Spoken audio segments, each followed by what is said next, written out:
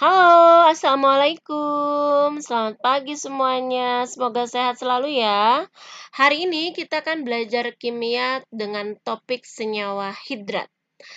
Nah, untuk senyawa hidrat ini, anak-anakku, aplikasinya dalam kehidupan sehari-hari itu nyata sekali. Kalau kalian beli barang-barang yang baru atau mungkin kemasan makanan tertentu, biasanya suka ada silika gel. Nah, bungkusnya seperti ini dan kalau dikeluarkan ada butir-butir kristal seperti ini, ya. Nah, tahukah anak-anakku apa fungsi dari silika gel? Ya, betul. Untuk mencegah kelembaban terjadi. Kenapa kok bisa mencegah kelembaban? Karena silika gel ini mampu mengikat air di lingkungan sekitarnya, sehingga lingkungan sekitarnya akan tetap terjaga tingkat keringnya, kemudian juga barang yang ada silika gelnya tentu cenderung lebih awet dan lebih aman. Kemudian di sini ada padatan berwarna biru. Ini sebenarnya adalah tembaga sulfat hidrat.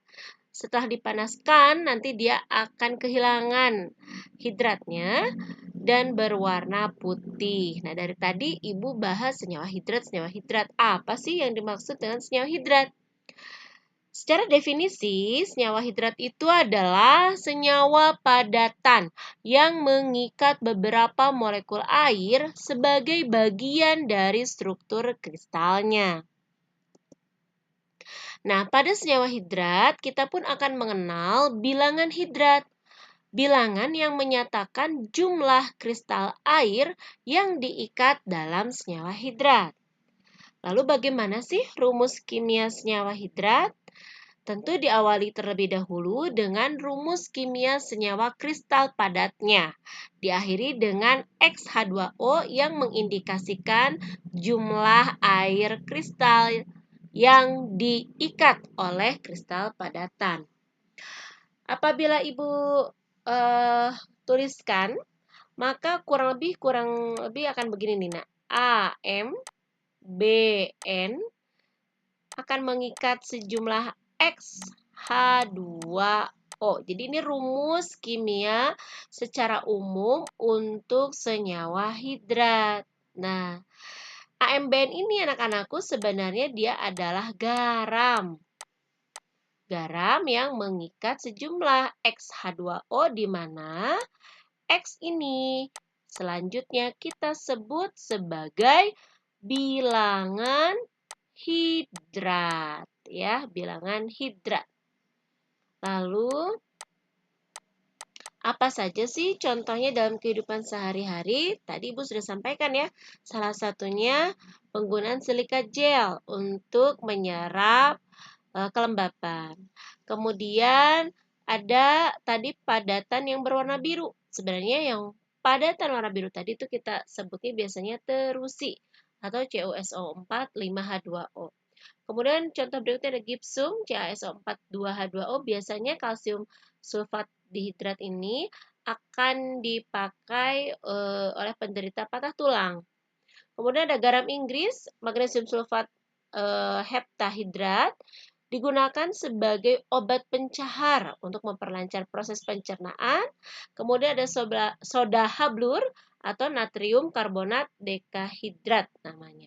Nah, berikutnya anak-anakku, penentuan bilangan hidrat atau penentuan jumlah kristal air ini tentu dapat dihitung. Namun, sebelum dihitung, pada proses praktiknya, maka penentuan bilangan hidrat itu terlebih dahulu diawali dengan padatan kristal yang dipanaskan. Nah, sebelum dipanaskan, padatan kristal ini ditimbang. Sehingga kita tahu nanti masanya berapa ketika kristal ini masih mengikat air. Lalu dipanaskan hingga nanti ada perubahan warna biasanya pada padatan kristal tersebut. Nah, ketika sudah terjadi perubahan seluruh warna pada padatan kristal, maka kita timbang lagi tuh padatan kristalnya setelah pemanasan. Maka nanti kalian akan temukan selisih berat antara senyawa kristal yang tadi masih mengikat air dengan senyawa yang sudah hilang air kristalnya.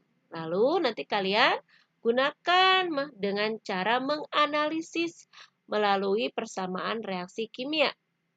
Nah, jika senyawa hidrat ini dipanaskan anak-anakku, maka akan menghasilkan senyawa anhidrat. Jadi, kalau tadi hidrat adalah senyawa yang mengikat air, maka kalau anhidrat berarti dia tidak mengikat air sama sekali, ya, tidak mengikat air.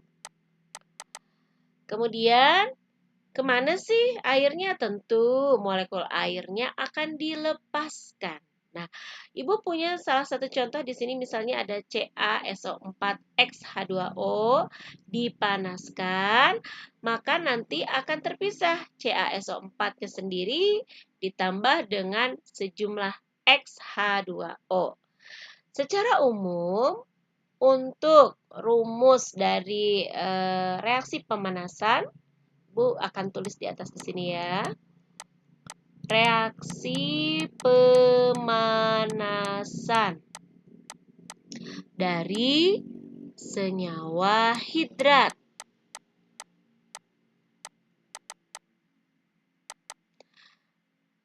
AmBn ini adalah senyawa hidratnya mengikat sejumlah XH2O. Nah, ketika ini dipanaskan, maka senyawa anhidrat akan terbentuk, yaitu adalah bagian garamnya, AmBn. Lalu akan dilepaskan sejumlah X dari H2O-nya. Dengan demikian, kalian bisa mengikuti rumusan umum ini, apapun jenis senyawanya. Yang jelas harus ada pemisahan antara senyawa anhidrat dengan XH2O-nya. Oke, kita lanjut lagi. Bagaimana cara menentukan bilangan hidrat melalui proses perhitungan? Yang tadi Ibu sampaikan, sebenarnya penentuan bilangan hidratnya itu dilakukan dengan cara praktik. Sedangkan sekarang ceritanya praktiknya sudah diperoleh data massa sebelum pemanasan dan setelah pemanasan. Lalu diapakan? Melalui proses perhitungan stoikiometri. Pertama, anak-anakku, kita harus melengkapi dulu seluruh data massa pada reaktan dan produk. Lalu yang kedua, ubah data massa menjadi mol. Ingat ya, kalau data massa ingin menjadi mol, berarti kita rumusannya gram per mr. Atau boleh juga gram per AR, ya. Maka dari massa bisa menghitung mol. Lalu yang terakhir adalah kita menggunakan perbandingan koefisien akan sama dengan perbandingan mol. Sehingga ini bisa Ibu tulis di sini. Perbandingan koefisien akan sama saja dengan perbandingan mol, ya. Ini yang terakhir, langkah yang terakhir. Tapi tentu kalau hanya sekedar langkah secara tertulis tanpa kita mencoba dalam soal, itu akan kesulitan ya. Mari kita coba untuk menjawab soal pertama. Ada suatu hidrat tembaga 2 sulfat. Hidrat dari tembaga 2 sulfat. Artinya kalau begitu, kita sudah harus tahu bahwa rumus kimianya adalah tembaga itu Cu, sulfat itu adalah SO4. Ini 2 Romawi, artinya kalau begitu tidak ada indeks lain ya selain 4 pada oksigen.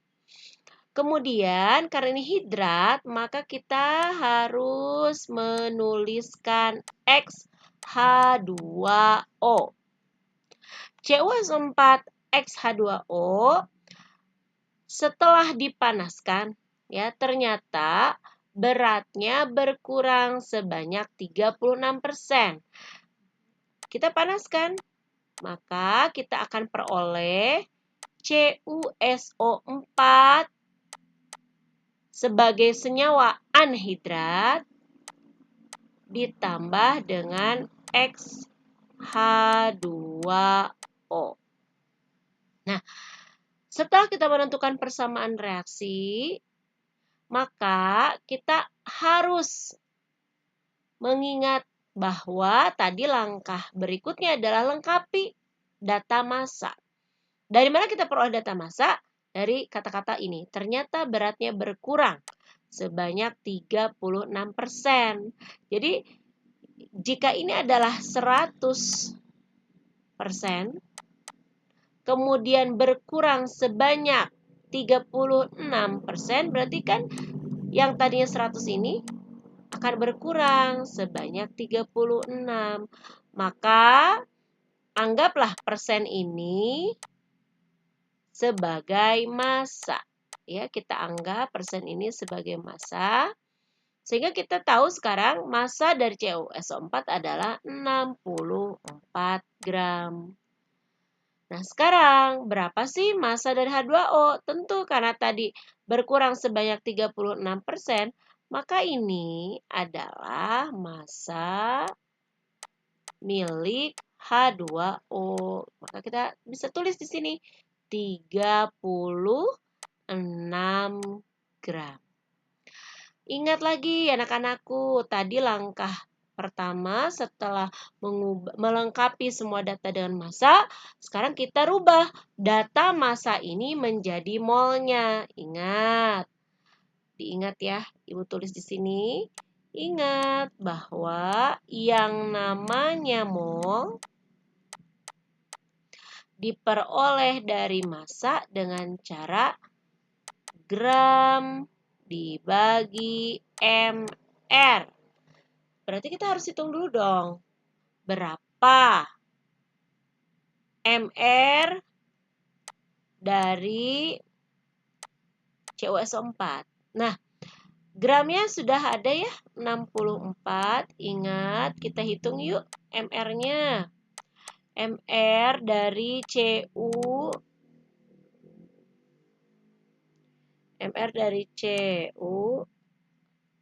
mohon maaf anak-anakku agak susah untuk menuliskannya, CuSO4.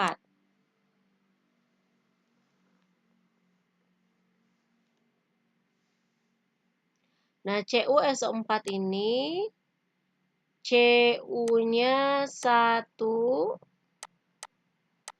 S-nya juga hanya ada 1, O-nya ada 4. Kebetulan soal ini mempermudah kita karena data AR dari setiap atomnya sudah ada ya. Berarti 1 ini untuk Cu dikalikan ArCu yaitu 63,5. S itu adalah 32. Sedangkan oksigen itu adalah 16. Maka bisa kita hitung sekarang. 63,5 ini ditambah 32 ditambah 64. Maka akan diperoleh, ini 5 ya. 3 tambah 2 tambah 4 itu 9. Lalu ini jadinya 15 ya. 6 tambah 6, 12 tambah 3, 15. Oke. MR-nya sudah ketemu nih. Jadi untuk CuSO4 kita bisa gunakan 64 ya dibagi 159,5. Kalau anak-anakku berhitung, maka di sini hasilnya adalah 0,4. Kurang lebih 0,4. Nah, sekarang kita akan menghitung harga MR dari H2O-nya. Karena data massa untuk bisa menjadi mol itu harus mencari MR-nya terlebih dahulu. Gimana ya? Ibu mungkin akan menghitung di sini. MR dari H2O.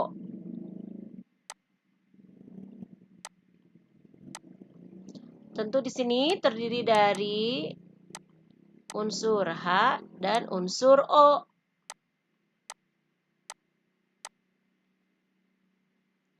Nah, H-nya itu ada 2. O-nya hanya ada 1. AR dari H itu adalah 1, sama dengan 2. Dan O itu adalah 16. Maka hasilnya adalah MR dari H2O itu adalah 18. Tentu sekarang kita bisa menghitung, nak.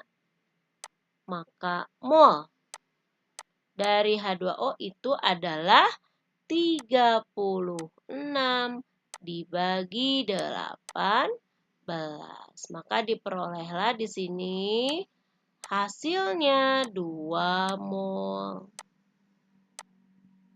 Nah, langkah kedua itu sudah kita lakukan karena di sini kita sudah mendapatkan masing-masing mol dari CuSO4 dan H2O-nya. Langkah terakhir yang ketiga, kita akan perbandingkan koefisien milik CuSO4. Berarti kalau gitu, perbandingan koefisien akan sama dengan perbandingan mol. Berarti ini koefisien dari CuSO4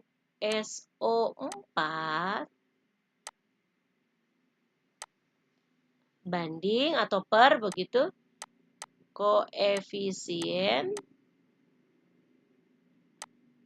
Aduh, Masya Allah susah sekali menulisnya anak-anakku, mohon maaf kalau agak terlambat. Koefisien dari H2O.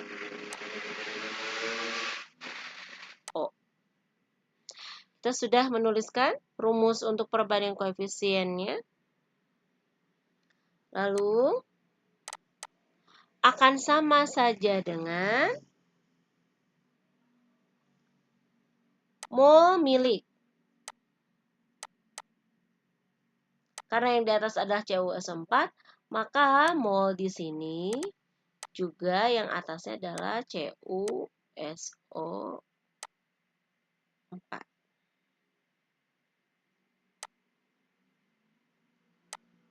Dibagi mol milik H2O. Nah, kalau sudah punya rumusannya tinggal kita tuliskan berapa koefisien CuSO4. Kalau di sini kan tidak ada angka. Berarti dalam kimia itu adalah 1 dibagi berapa koefisien milik H2O itu adalah X. Ya, di sini X. Maka akan sama saja dengan yang mol CuSO4 adalah 0,4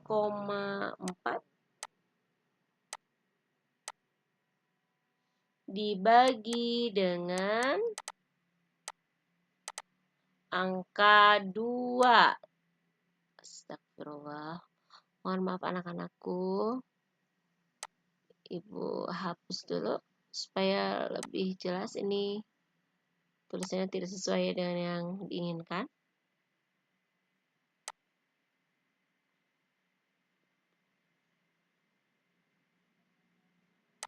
Nah, kita akan cek.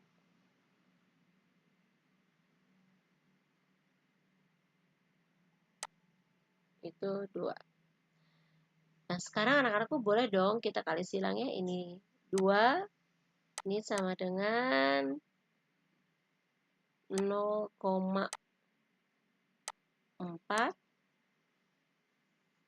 X. Sehingga X itu adalah 2 dibagi 0,4.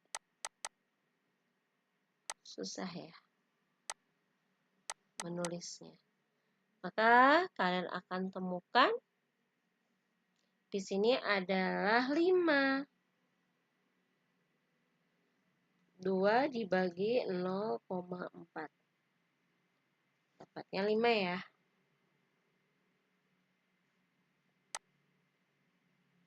Nah, anak-anakku, kalau kita sudah peroleh X-nya adalah 5, maka tentu saja kita bisa menentukan rumus molekul hidratnya. Maka kita bisa tahu deh sekarang rumus kimianya adalah, maaf susah untuk menulisnya, CuSO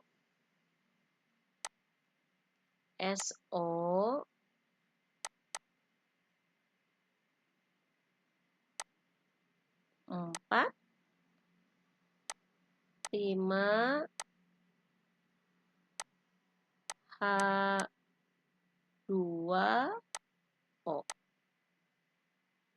Nah, ini isinya, jadinya kita sudah ketemu hasilnya ya. Boleh anak-anakku di screenshot dulu. Jadi pertama tentu kita buat tuh persamaan reaksi. Yang kedua kita lengkapi data massa untuk senyawa anhidrat dan hidratnya ya. Kemudian dirubah data massa itu menjadi mol dengan cara dibagi MR-nya masing-masing.